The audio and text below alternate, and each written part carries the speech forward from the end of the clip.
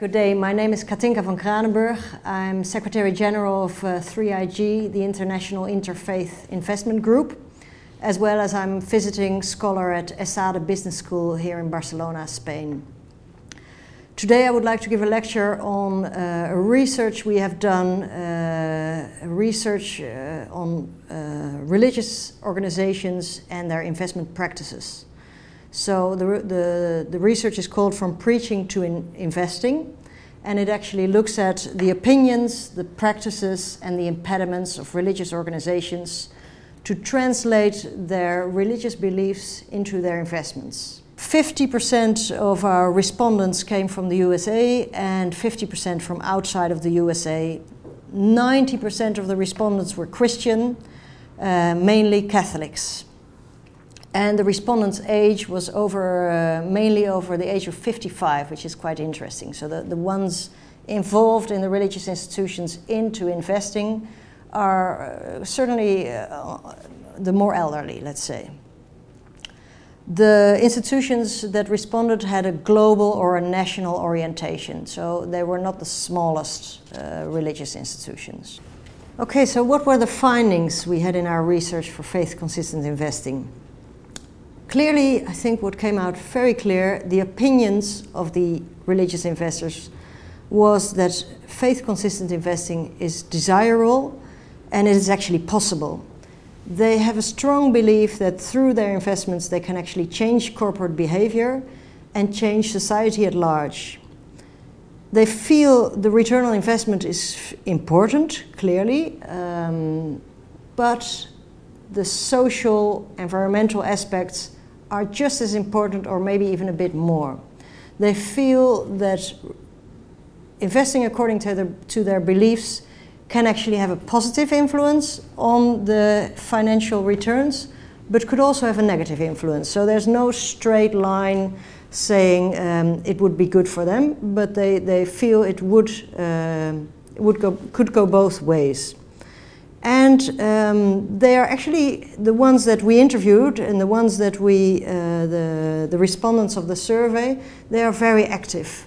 And of course, I must say that is a limitation to the survey, because the ones that responded were clearly active. And I guess there's also a large group out there that is not very active.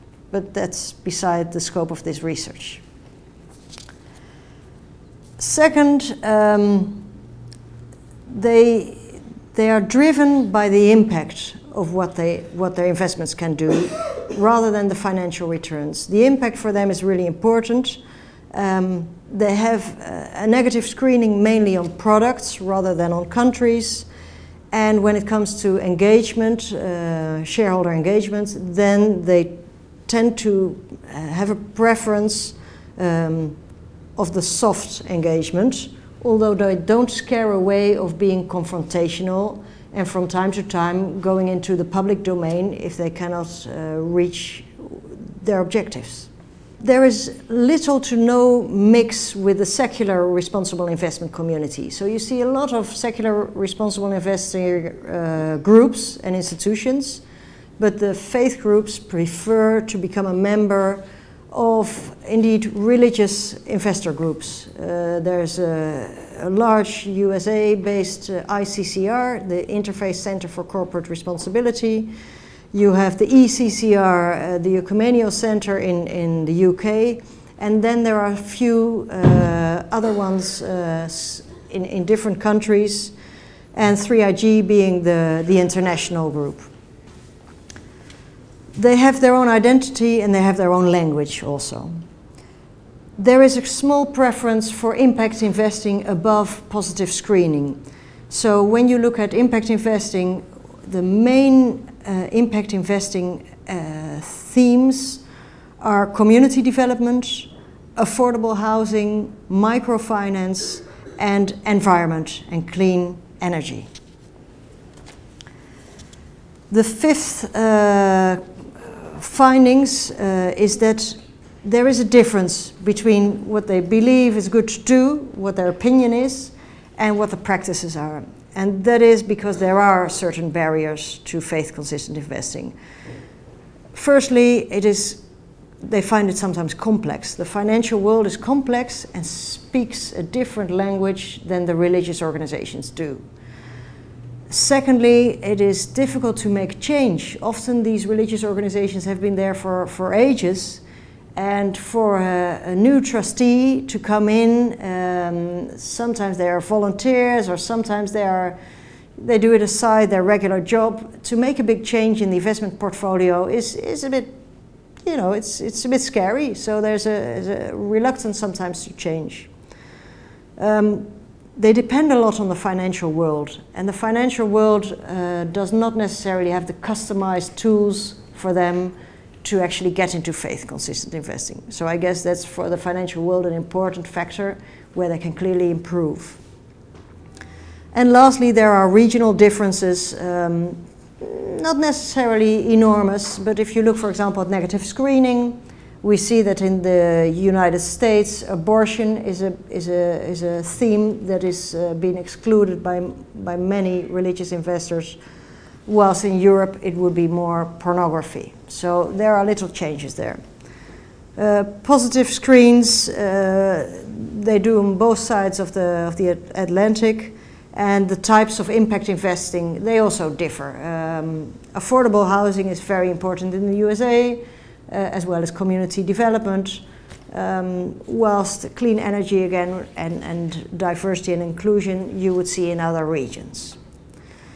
So all in all,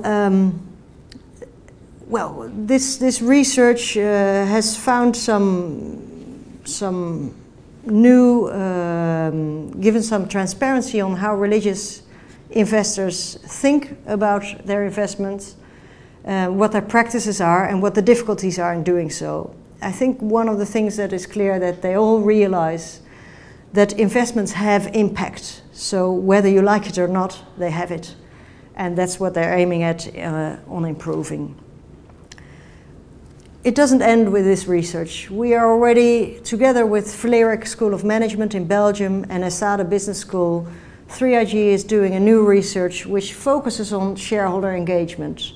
And for that we have asked the Quaker Joseph Rowntree Charitable Trust in the UK, the Church of England, as well as the Missionary Oblates of the Mary Immaculate in the USA, to come up with shareholder engagement examples, successful ones and less successful ones. And they have chosen engagement in the mining sector, in the food sector, in the banking sector, and that research will come out soon, and I think that's also not the last to be heard from 3IG. Thank you very much.